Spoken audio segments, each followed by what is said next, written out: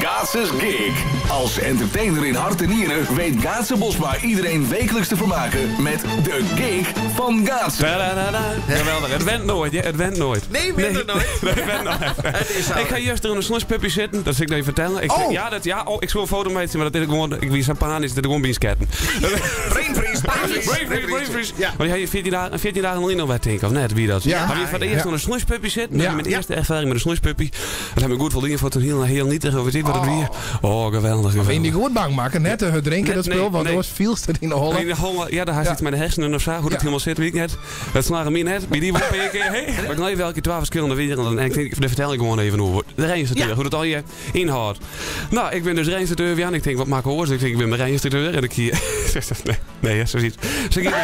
Maar ik zeg jou dus les in jou bij 12 verschillende bedrijven. Ik zal hier reclame mee, dat zeg ik net van.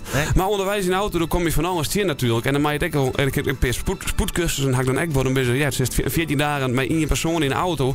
En dan mag het wel leuk houden. En dat is soms wel eens moeilijk. Ja. Maar ja, het gaat net altijd goed.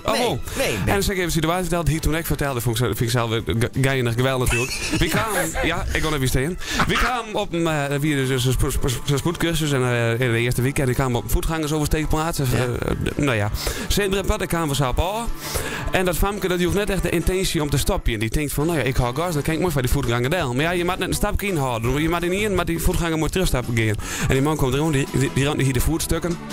En die komt er zo onderskomen, zo. Die man is gewoon zo. Op beeld en dat famke, dat ziet zijn auto. Ik denk die had plank uit. Die gaat gewoon voort. Dus ik zei boven dat brem. Ik zei tegen haar, ik zei, Leeuwen, ik zei, die mag die man wel in voorgaan letten. Ja, maar ik zei, die ga ik verleden week. Hij komt onder de auto, jongens. En je zegt me, jongen. En toen weer de hele keer ziet. Ja? Het is een schande. Ik zei nee.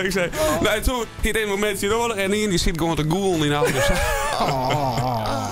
Dat zou ik dingen maken. Want het is toch echt terreur in de auto als instructeur? Ja, eigenlijk wel.